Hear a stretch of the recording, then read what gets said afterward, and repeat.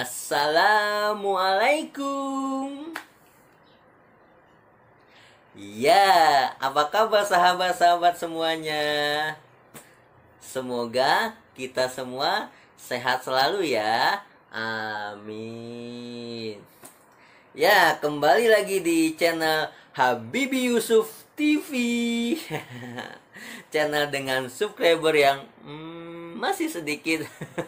Nggak apa-apa, sedikit bukanlah penghalang kita untuk bisa berbagi informasi, berbagi pengetahuan, dan berbagi keceriaan. Terima kasih ya sudah mampir di channel ini. Untuk video kali ini, video ini nih sengaja dibuat khusus, spesial, diperuntukkan untuk anak-anak Indonesia. Yeay. Karena untuk anak-anak kita harus ceria. Enggak dong, setiap saat kita ceria gitu. Ya, video ini di-upload gitu ya, bahkan dibuat, saya ngerekam sekarang bicara di hari yang sama dengan hari uploadnya, yaitu pada 23 Juli 2020. Tanggal 23 Juli menjadi hari yang spesial. Secara personal ya spesial buat saya. Secara besar lagi, secara khusus ini spesial untuk anak-anak Indonesia, karena setiap tanggal 23 Juli diperingati sebagai Hari Anak Nasional. Selamat ya, selamat buat anak-anak semuanya dan semua orang-orang dewasa yang menyayangi dan memperhatikan anak. Selamat Hari Nasional, selamat Hari Anak Nasional. Semoga anak-anak di Indonesia semakin hari semakin baik, semakin naik kualitasnya dari berbagai variabel, dari kesehatan, pendidikan, dan segaranya. Amin. Bahkan dari indeks kebahagiaannya juga. Jangan salah, indeks kebahagiaan bahkan oleh pakar ekonomi sekalipun ini menjadi indeks tersendiri loh. Ada beberapa pakar yang mengatakan sebuah kota, sebuah negara yang bahagia itu bukan hanya dilihat dari pendapatan kapitanya atau pendapatan setiap penduduknya juga gitu ya, pendapatan pemasukan uangnya, tetapi dilihat dari indeks kebahagiaannya. Makanya jangan salah kalau Ridwan Kamil saat menjadi wali kota Bandung itu konsen terhadap bagaimana indeks kebahagiaan di kota Bandung. Selain beliau memang seorang arsitek dulunya, dan beliau memang konsen terhadap indeks kebahagiaan, makanya dibuat juga itu, salah satunya adalah buat taman-taman gitu ya, itu untuk menciptakan kumpul keluarga, akhirnya nanti akan ada kebahagiaan anak dengan keluarganya bermain di taman terbuka gitu ya. Ya, Hari Anak Nasional ini, kalau ada orang yang menanyakan, Pak, kenapa harus setahun sekali? Iya, sebagaimana hari-hari lainnya yang diperingati setahun sekali gitu ya, Hari Anak Nasional itu sebagai simbol dirayakan setahun sekali. Secara substansi kita sama-sama tahu dong. Kita menyayangi anak, menjaga, memperhatikan anak itu tidak setahun sekali, jelas. Setiap harinya, setiap jamnya, setiap menitnya, setiap saatnya gitu.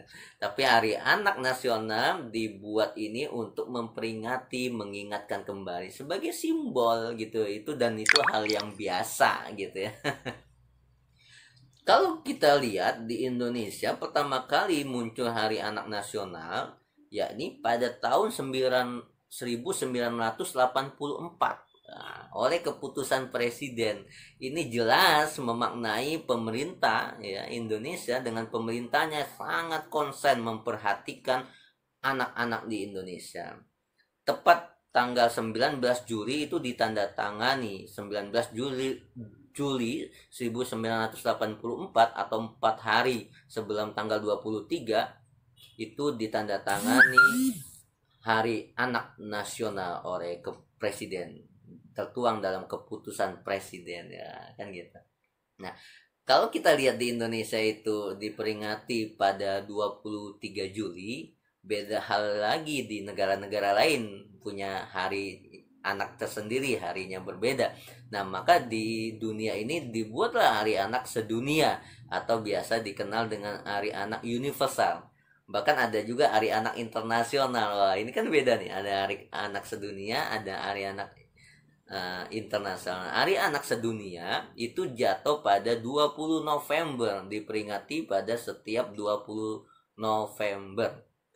Dan pertama kali yang muncul ini dimulai dari PBB. PBB pada tahun 1954 gitu ya. Ini mencanangkan Hari Anak Universal atau Hari Anak Sedunia. Nah, tahun 1954 atau 30 tahun sebelum Hari Anak Nasional, sudah muncul Hari Anak Sedunia. Dan Hari Anak Sedunia ini lebih substansinya kepada hak-hak anak dunia. Jadi hak-hak anak dunia, hak bermain, hak belajar, hak mendapatkan pendidikan, hak mendapatkan kesehatan. Nah, ini dideklarasikan dan juga dideklarasikan secara de facto pada 5 tahun kemudian, yaitu 1959 gitu ya. Dan di tanggal yang sama 20 November maka diperingati Hari Anak Sedunia setiap tanggal 20 November. Nah, namun ada juga Hari Anak Internasional. Hari Anak Internasional diperingati setiap tanggal 1 Juni.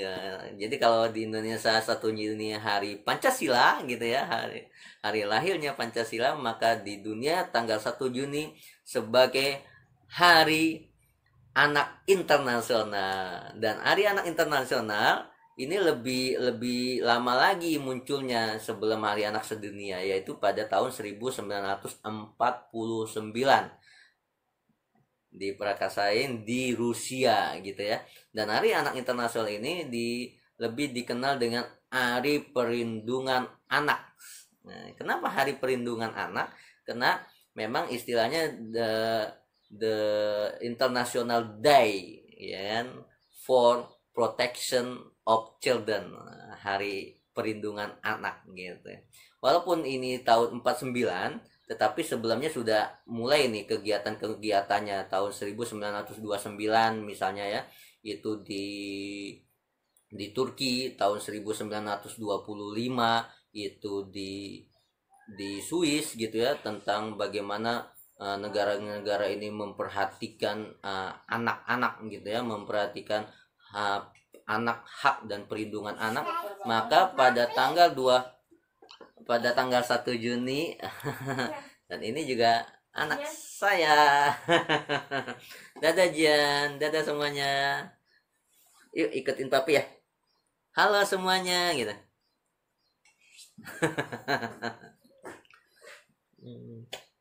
Ya.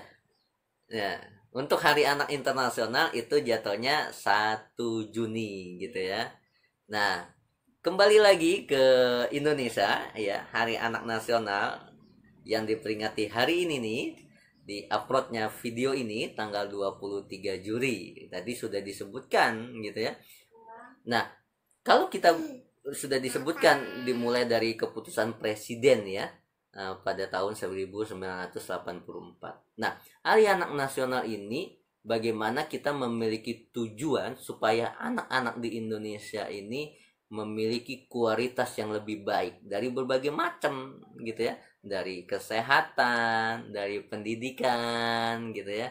Bahkan ini menjadi kerja kita semua gitu ya, dimana kita lihat stunting misalnya, stunting itu bagaimana pertumbuhan anak itu kurang baik ya, gagal dalam pertumbuhan anak dalam bentuk fisik atau tubuh, dalam bentuk otak gitu ya. Di Indonesia ini masih besar angkanya, tertinggi ketiga di Asia gitu ya. Masih tahun 2019-2018 yang lalu masih 30%. Sedangkan WHO ya Badan PBB Kesehatan mengatakan stunting itu yang angka ditolerirnya adalah 20% dan Indonesia masih 30% ya. Itu data riset kesehatan. Tapi Kemenkes memang lebih kecil lagi ya, data riset dia 27,76%.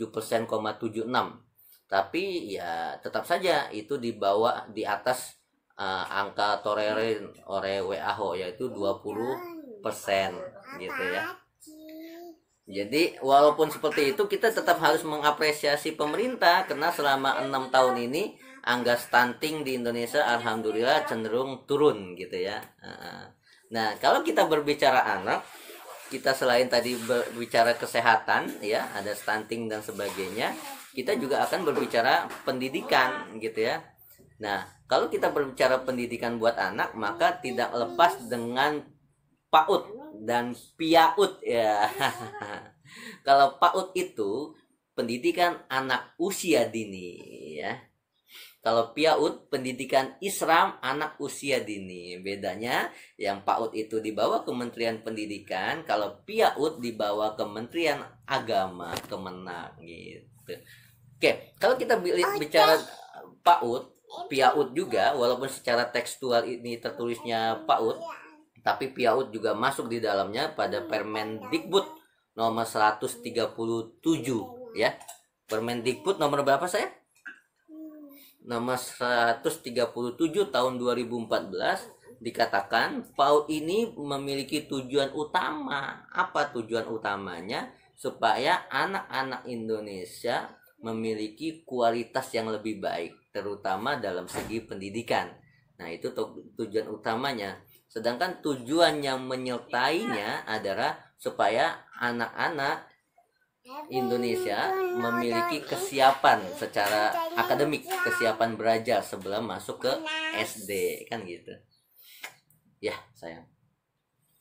Oke.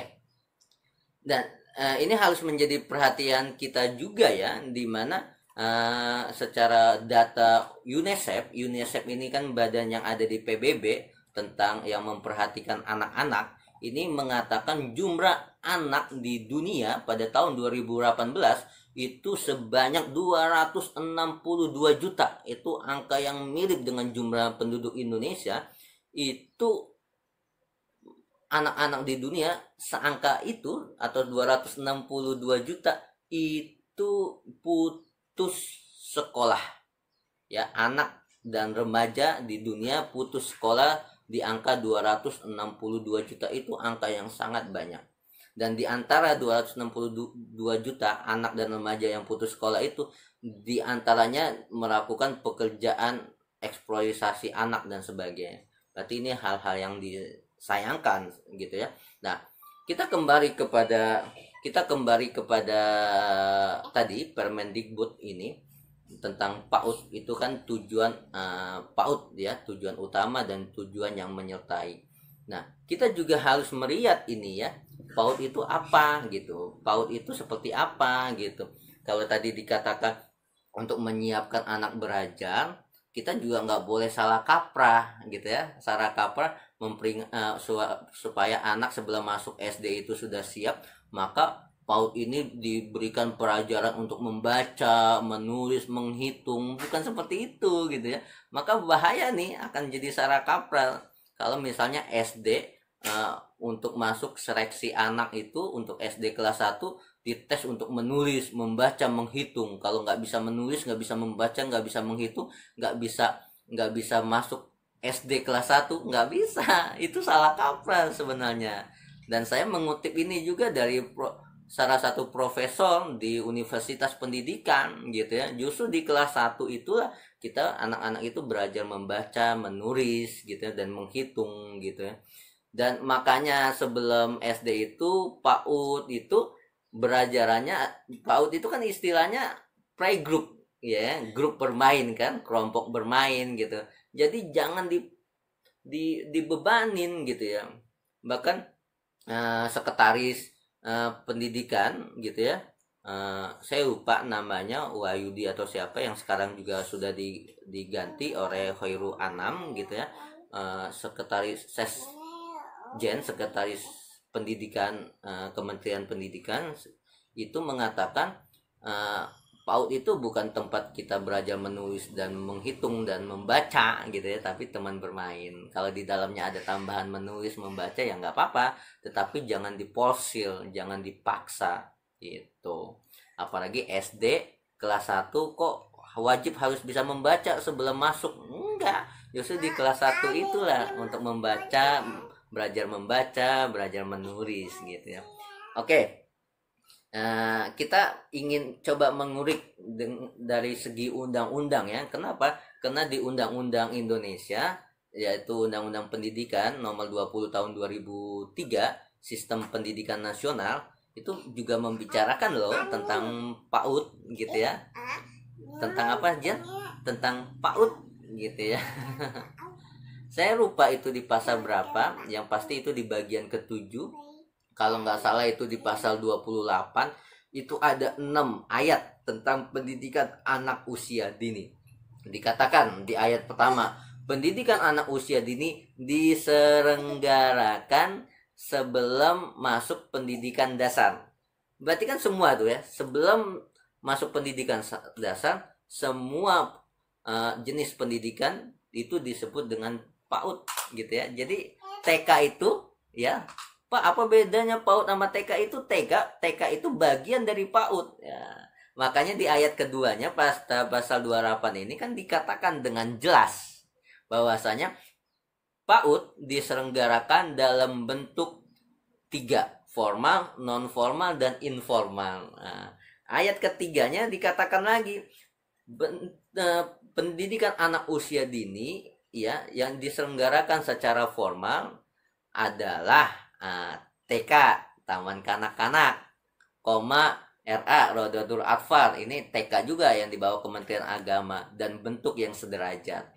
Jadi jelas TK, Rodatul Atfal adalah bagian dari pendidikan anak usia dini yang diselenggarakan secara formal. Ayat 4-nya dikatakan pendidikan anak usia dini yang diselenggarakan secara non formal ya, ini non formal itu diselenggarakan dalam bentuk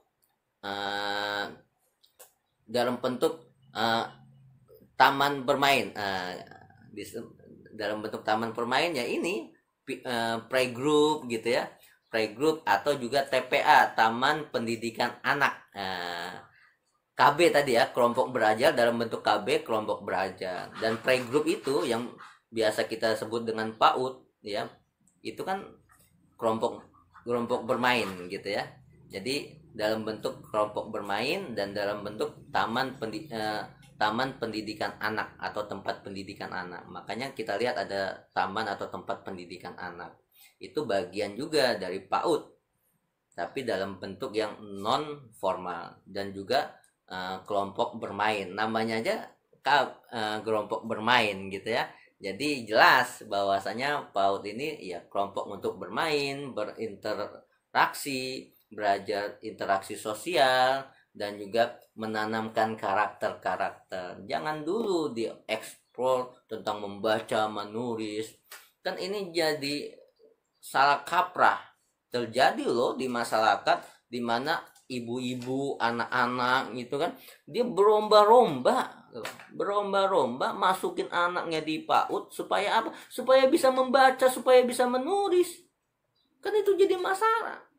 Anak belum waktunya untuk seperti itu membaca, menulis, akhirnya didorong untuk bisa membaca. Kalau enggak, kamu bisa membaca, kamu kalau nggak bisa membaca, nggak bisa menulis, nanti nggak bisa masuk SD. Waduh, itu ada kesalahan kaprah gitu ya. Apalagi kalau ada lembaga pendidikan SD atau setingkatnya ya, madrasah ibtidaiyah, itu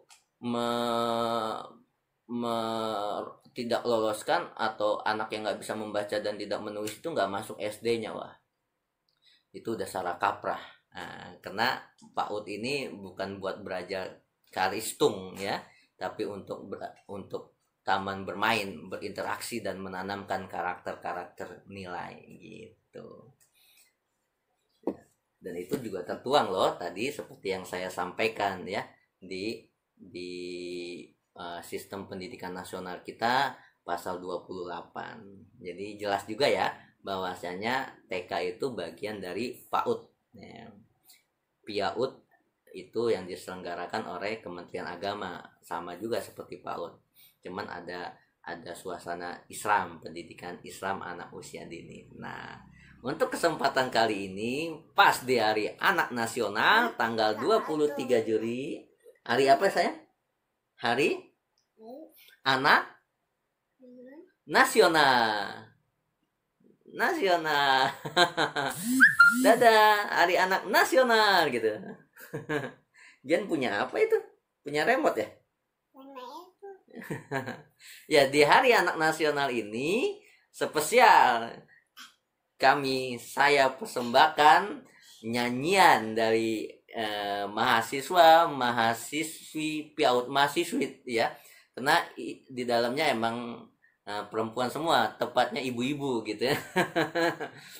Jadi ini adalah mahasiswi saya di PIAUD, di prodi atau jurusan pendidikan anak usia dini, ibu-ibu ya, dan ibu-ibu ini juga udah ngajar di PAUD. Jadi mahasiswi saya, tetapi juga guru-guru PIAUD dan juga guru-guru anak saya nantinya gitu ya. Wajar ya, karena ada guru-guru yang misalnya ya, mohon maaf belum selesai S1-nya, maka harus diselesaikan S1-nya. Kalau dulu di UIN Jakarta itu ada namanya program DMS, Dual Mode System. Jadi guru-guru yang belum selesai S1-nya ikut Dual Mode System selama 1,5 tahun misalnya. Terus waktu saya di IAIN Tulungagung juga mengajar di PAUD, di PIAUD itu ada guru-guru mahasiswi-mahasiswi yang memang sudah ibu-ibu. Nah, di IAIN Sultan Amenggo Gorontalo juga seperti itu, ada mahasiswi PIAUD yang juga sudah ibu-ibu gitu ya, sudah mengajar di PIAUD gitu. Nah, inilah persembahan video dari mahasiswi PIAUD khusus untuk Hari Anak Nasional. Selamat menonton. Ayo ikutin papi saya. Itu ya, langsung ke videonya ya.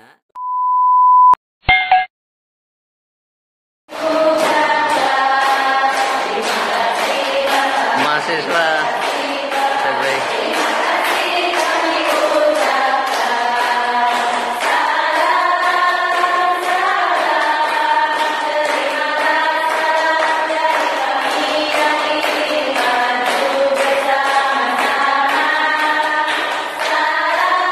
keceriaan.